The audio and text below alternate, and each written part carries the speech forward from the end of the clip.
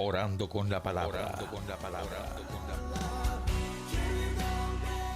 Te damos gracias, Padre, por este día en que celebramos la muerte y resurrección de tu Hijo amado Jesucristo, y te pedimos que en nombre del mismo Cristo, tu Hijo amado, envíes el Espíritu Santo a todos nosotros que estamos participando de este espacio, de este programa, donde meditamos la palabra y donde a través de esa palabra que meditamos encontramos la luz que procede de ti, para que iluminadas nuestras vidas, nuestra historia, nuestro pasado, nuestro presente y especialmente nuestro futuro, caminemos con esperanza y descubramos cuál es tu voluntad. Es tu palabra lo que nos ayuda a nosotros a encontrar sentido y significado a nuestra existencia. Por eso te suplicamos en esta mañana que vengas a comunicarnos esa gracia de escuchar atentamente tu palabra y de profundizarla a través del Espíritu Santo, a la luz del Espíritu Santo. Bendícenos a todos con tu amor, con tu gracia. Amén. Hoy estamos nosotros celebrando la resurrección de Cristo. Hoy es domingo y la primera lectura habla de la viña. En el Evangelio encontramos nosotros también una parábola que un hombre plantó una viña. Nosotros nos podemos preguntar qué significa la viña. La primera pregunta que nos hacemos. La respuesta la encontramos en el Salmo de hoy, porque dice: sacaste una vid de Egipto. Sacaste una vid de Egipto. Recuerden ustedes que el pueblo fue sacado de la esclavitud. Ya entonces entendemos que la viña está relacionada con el pueblo de Israel. Expulsaste a los gentiles y la trasplantaste. ¿Por qué? Porque la sacó de Egipto y la trajo a la tierra donde quedaba Canaán, donde hoy es Israel. En ese momento no se llamaba Israel cuando estaba sucediendo todo esto, porque estaban los cananeos en ese lugar. Era el grupo de Moisés como tal.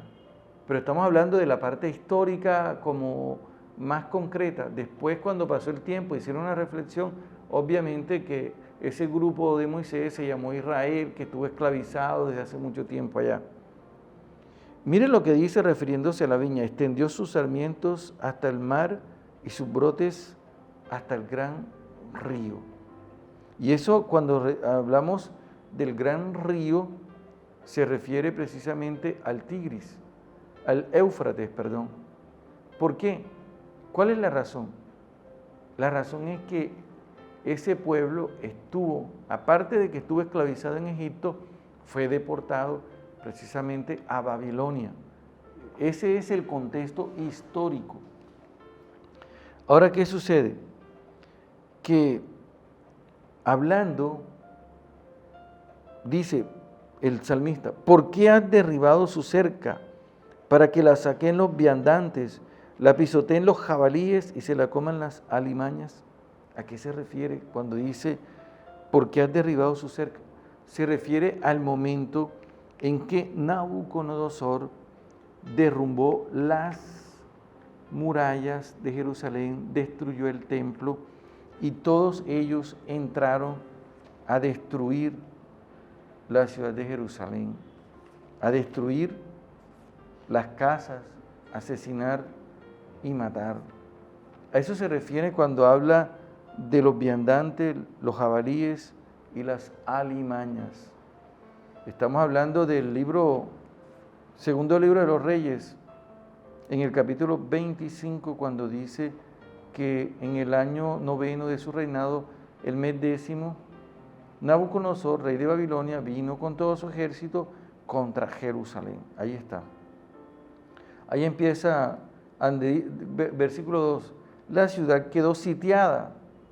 Y luego más adelante dice que Nabuzardán, capítulo 25, versículo 8, jefe de la guardia, siervo del rey de Babilonia, vino a Jerusalén, incendió el templo de Jerusalén, el palacio real y todas las casas de Jerusalén, puso fuego a las casas de los altos personajes. ¿Se dan cuenta ustedes cómo el salmista está tratando la misma historia, pero de una manera diferente a como la está tratando el segundo libro de los Reyes? Continúa el texto diciendo que no nos alejaremos de ti.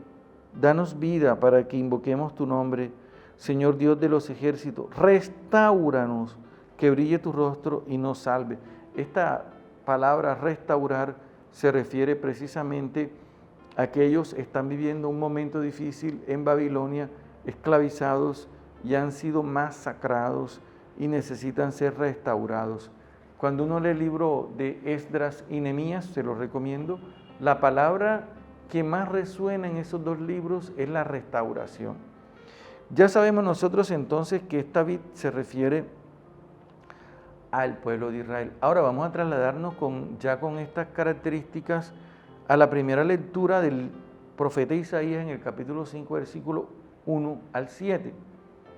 Isaías existe antes de la catástrofe y sus discípulos, tras la muerte de Isaías, son los que van a ser también deportados. Así que el segundo Isaías describe la experiencia en Babilonia y el tercer Isaías, que viene a ser los hijos de la escuela de los que estuvieron en la deportación, que comienza en el capítulo 55 al 66.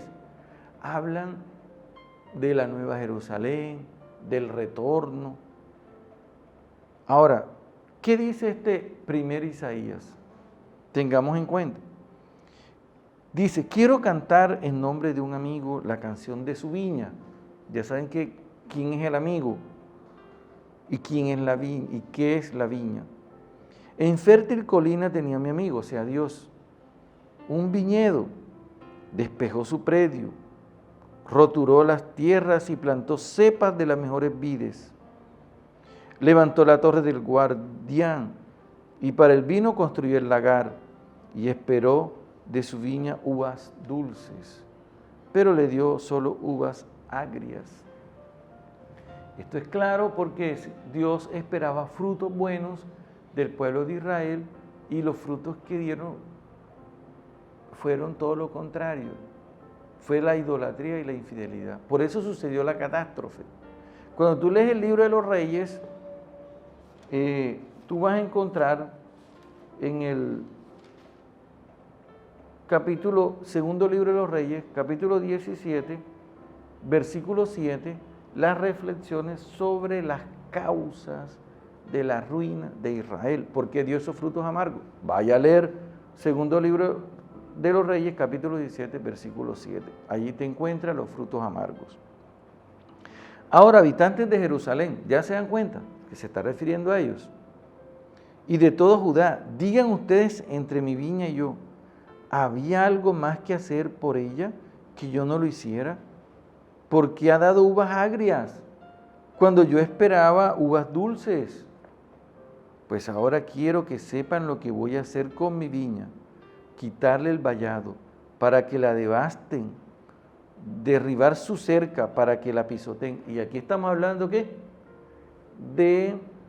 Estamos hablando nuevamente de la venida de Nabucodonosor a derribar las murallas de Jerusalén. Ese es el vallado para que entren el ejército.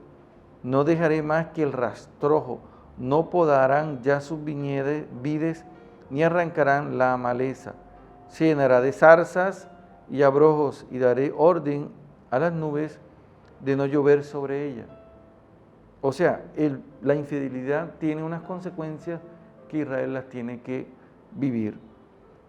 Jesús, nuestro Señor, hace una lectura de todo esto, así como la estamos realizando nosotros ahora, con la palabra y haciendo una lectura de la realidad. Por lo tanto, Jesús, ya con ese escenario que ellos conocían, por eso nos manda esta parábola.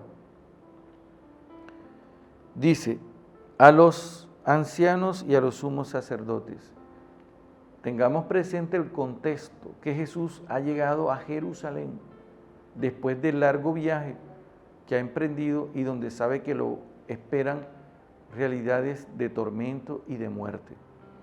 Escuchen esta otra parábola. Una vez un patrón plantó una viña. Ya saben ellos quién es el patrón y quién plantó la viña. La rodeó con una cerca. Muy bien. Construyó el lagar para exprimir las uvas y levantó la torre del guardián. Idéntico, es como una copia del texto de Isaías. Y para nosotros queda claro hacia dónde nos va a dirigir el Señor con esta palabra. Luego la arrendó a unos que la cultivaran y se fue. Cuando llegó el tiempo de recoger las uvas, o sea, los frutos, envió a sus criados a donde los cultivadores para cobrarles la parte que les correspondía. Pero los cultivadores agarraron a los criados y apalearon a uno, mataron a otro y a otro lo apedrearon. Esto se refiere a los profetas que fueron enviados antes de Cristo. Entonces ya podemos hablar de los profetas como Isaías, Jeremías, Ezequiel, los discípulos de Isaías. ¿Qué sucedió? Todavía envió a otros criados más numerosos que los primeros, pero los trataron de igual manera. Finalmente envió a su hijo pensando que por tratarse de su hijo los respetarían. Y se refiere a Jesús. Dice Juan 3:16, tanto amó Dios el mundo que envió a su hijo al mundo no para condenar al mundo, sino para salvarlo. Pero ¿qué dijeron? Este es el heredero, vamos a matarlo y nos quedaremos con su herencia. Y efectivamente eso fue lo que hicieron con Jesús. ¿Y qué hicieron? Lo agarraron, lo sacaron fuera de la viña y lo mataron. Fuera de la viña, fuera de la ciudad de Jerusalén. ¿Qué hará con esos cultivadores? Ellos respondieron, ellos mismos se condenaron, pues les dará una mala muerte a esos malvados y arrendará la viña a otros cultivadores que le entreguen puntualmente la parte de la cosecha que le corresponde. Y aquí también nosotros nos evaluamos de paso y examinamos nuestra vida. Jesús entonces les dijo, ¿no han leído nunca lo que está en la Escritura? La piedra que desecharon los arquitectos es ahora la piedra angular. Es decir, sobre ese desprecio que vive Jesús, sobre esa realidad tan negativa que han tenido contra Él, Dios va a levantar a través de un milagro portentoso su reino. Por eso les digo, Dios les va a quitar el reino, le va a quitar su reino, decir a ellos, porque el reino de Dios, recuerden ustedes, según Romanos 14:17, consiste en justicia, alegría y paz. Se los va a quitar y se los va a dar a un pueblo que produzca frutos. Y ese pueblo que produce frutos, puedes ser tú, puedo ser yo. ¿Y cuáles son esos frutos? O ese fruto, Gálatas 5:20, ahí está. El amor, la alegría, la paz. Y todo esto viene de la íntima comunión con el Padre. Ese es el reino de Dios que se experimenta aquí y se prolonga durante toda la existencia eterna. Amén. Orando con la palabra. Orando con la palabra.